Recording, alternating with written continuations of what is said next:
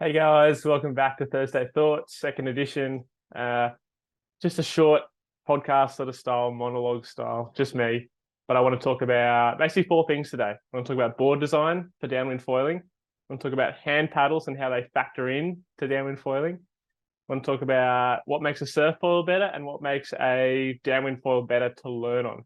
So start with board design. It's exploding at the moment. Super cool to see. Obviously Dave Climber kicked things off, and it's been pretty cool to see everyone do their own iterations of it.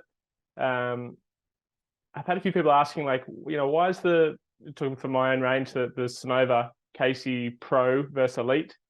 A lot of people have compared the Pro Sonova to like a Barracuda, basically, and they said, "Oh, the Barracuda is way better." And look, I'd agree. I think if you're trying to paddle up in flat water and your balance isn't an issue, then that something like the Barracuda's longer, skinnier is going to be way better because you're going to get more speed out of length, you're going to get more balance out of length, and you're able to go narrower because it's a skinnier board. So the Aviator Pro Downwind isn't supposed to be, and it's supposed to be a board that you can balance on easily in good downwind conditions. So by going too skinny, your balance gets affected. And if you can't balance on your board, you're not going to be able to paddle up to get up on foil. By going longer, you can add some balance, but depending on some conditions, too long a board doesn't really fit inside the bump. It's harder to get that takeoff without running into the bump in front. So basically you got to look at the dimensions and compare them. So if you're comparing a 6'6" board to an 8-foot board, you're not really comparing apples to apples, you're comparing apples and oranges. So just think about that when you're making your board purchase. What do you want it for? Do you want to be getting up easily in sort of one go and flying along with a longer board, or do you want to make it maybe have your balance a bit easier, but once you're up, have a shorter board, less swing weight? So that's the sort of pros and cons. Do you want a long board or a short board? Do you want it to be skinny? Do you want it to be narrow? And then the volume. What volume is best to suit your weight? And that's something that I've in my Coach Casey Club, I go through all those sort of things, and depending on what it is you're looking at, what it is you should be looking for. So your conditions, your weight, your paddle ability, your balance, all that sort of stuff is going to affect what board is going to be working best for you. So have a think about that. And if you want to know more, check out the Coach Casey Club, because I've got all the info on there. The next thing I want to talk about is hand paddles. Now, hand paddles are a super exciting new evolution of the sport. Again, thanks to Dave Kalama.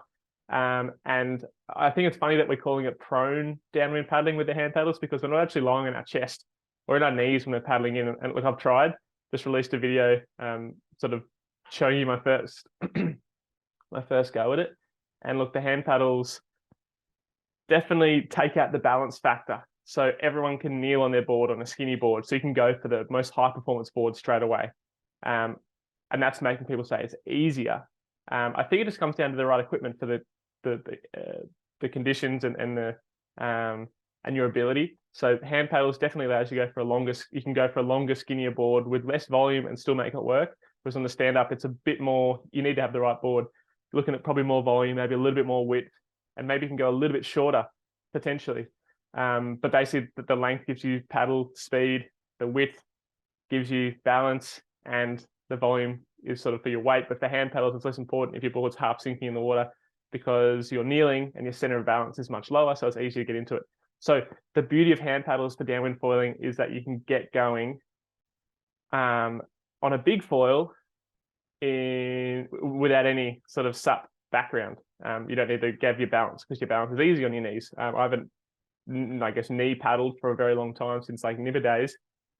And basically I used the P&G 1300, and it was fairly easy to get up and going. Basically, paddle on your knees, find the right bump and pop up. The spot, I guess the space where I think it's going to get harder is as you drop down foil sizes and if conditions get bad. So with a paddle already standing up, you have the ability to pump and paddle while you're going. The hard thing with hand paddles and kneeling is when you're sort of doing your kneeling hand paddle stroke, what happens is when you have speed, you can actually get up on foil fairly easily kneeling. But I think you've got to get used to foiling on your knees to make this something beneficial down the track. But from kneeling to your feet, you can't get any more power. You need to be in the perfect spot on the bump. And if conditions are not so good, that's harder to find. So as you drop down floor size, you're going to get less glide, less time to jump to your feet. So if your pop-up is a little bit clumsy, or if conditions are a little bit harder, really tight bumps, it's going to be potentially, I think, not hard. I think there's a ceiling on it. So you can still get going easily enough, but on what foil? And are you using a bigger ball than you would maybe be able to sup? For me personally, because I already know how to paddle, the hand paddle seems like a step backwards. I actually have to use a bigger foil to get going at this point in time, unless conditions are really good, and then I could use anything. Maybe not even need hand paddles, I could just prone in. But basically, hand paddles are going to open it up to a whole new realm of people, and that really excites me. And I hope it means the sport just explodes. So hand paddles, give me a big thumbs up from me. I think it's going to introduce it to more people who don't want to put the time in on the sup, because there is some time you need to put in on the sup to work out your balance and your stroke. The other thing with hand paddles is everyone knows how to paddle on their knees and they have really good technique. Basically, when you put your hands in, you have that positive angle and you drive back to your body and you lift up. And that's exactly what I try to teach on a sup. Get your paddle in at a positive angle, drive through and lift up. And what everyone does is they put their paddle in here, they drive backwards and it pushes them down. Bad technique. So with the hand paddles, because it's connected to our body, our hands, it's really easy to make us have good technique with hand paddles. So that's why I think it's going to get more people into it. Maybe it's going to lead people into more stand-up stuff. Maybe there's going to be more of the hand paddle stuff and they're going to be no disadvantage using hand paddles. But at this stage, I feel like I can get up earlier on a stand-up paddleboard.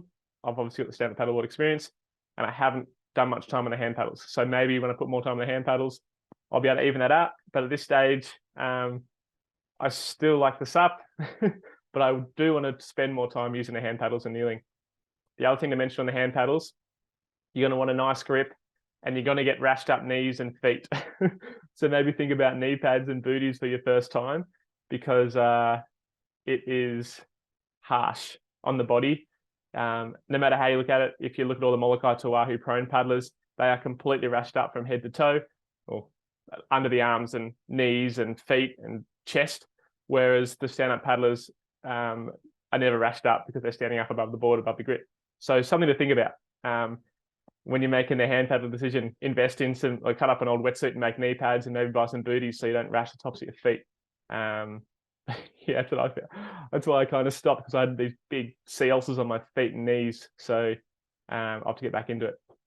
Okay, now I want to lead on to spend a bit of discussion on what makes a foil surf better, what makes a foil better to learn to downwind.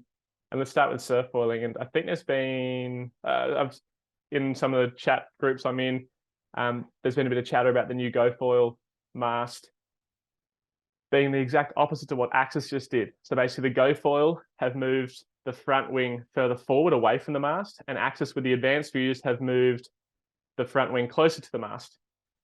Basically, and they're both saying it's much better to surf. So how do we define better? What is better and what is better for most people? And for me, having come from GoFoil and then trying a bunch of brands and landing on Axis, what I really liked about Axis was that it had a bit more of a neutral feel. It wasn't super front-footed, it wasn't super back-footed, and the advanced views made it, I guess, even more, I guess before it was neutral to front-footed, which was a really good transition for me from GoFoil, very front-footed foil, to neutral to front-footed Axis standard views, and now advanced views, it's pretty much neutral, not front or back-footed when I'm surf foiling. By moving the mast or the front foil closer to the mast with the advanced views, it made the basically the feel of the Axis surf foils more neutral, not lifting up from the front.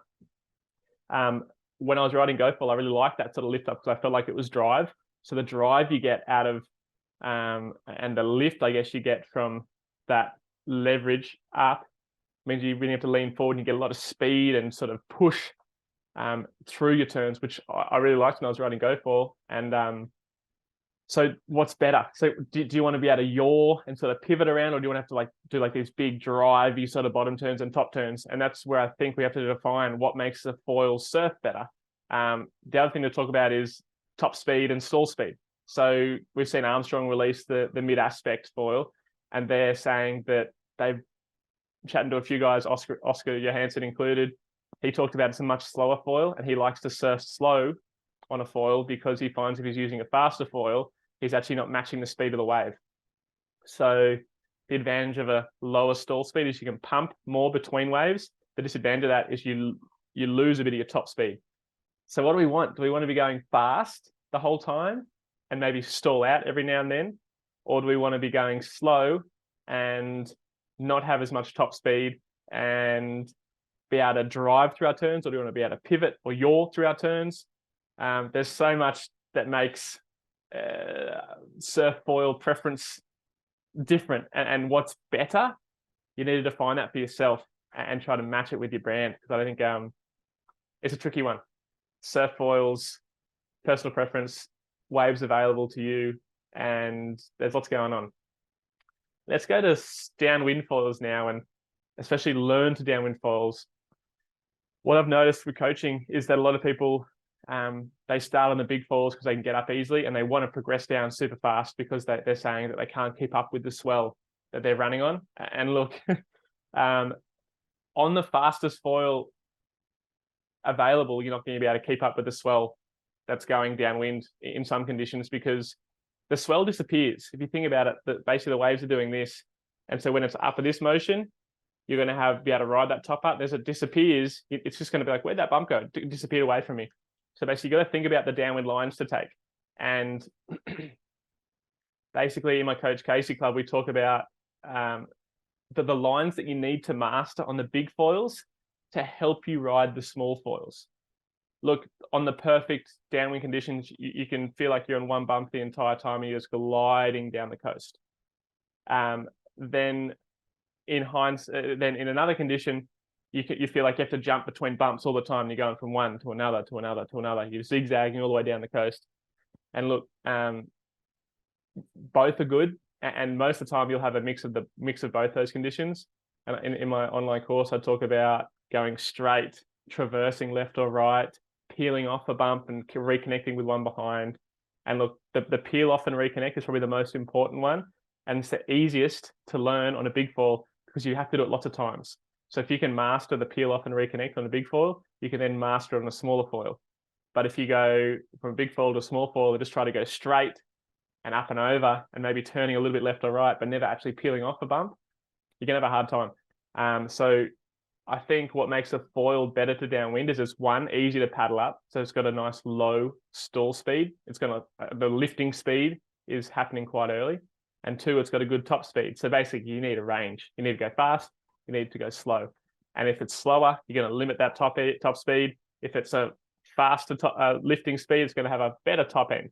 So it's a balancing act, and you got to balance it based on how good you're at paddling up, but also what conditions are available for you. For example, Hood River versus Hawaii. Generally speaking, you're going to use a slower foil in Hood River to be able to surf the bumps than you would in Hawaii. You'd be able to basically use a smaller, faster foil in Hawaii because there's more open ocean swell. In Hood River, it's basically a bay run on steroids, but it's still a bay run. There isn't that long period swell. It's all generated by wind, or short period wind. And so you've got to use a bigger foil to match that. And you could see that when Mateo won Hood River on the Armstrong 11.25, whereas if that was in Hawaii, he would have never won. I don't think anyone's won a race in decent downwind conditions on a 11.25 sort of sized foil. Normally Mateo would be on, I know he has used the 7.25 downwinding before in sort of open ocean conditions. So that's my thoughts for this week. If you want to know more and get more info and want me to help you get learning to downwind, surf better, talk about board design, hand paddles, stand-up paddles for all the foiling, mainly downwind stuff, but also surf foiling stuff, check out the Coach Casey Club. And yeah, thanks for tuning in. Going to make this a regular thing.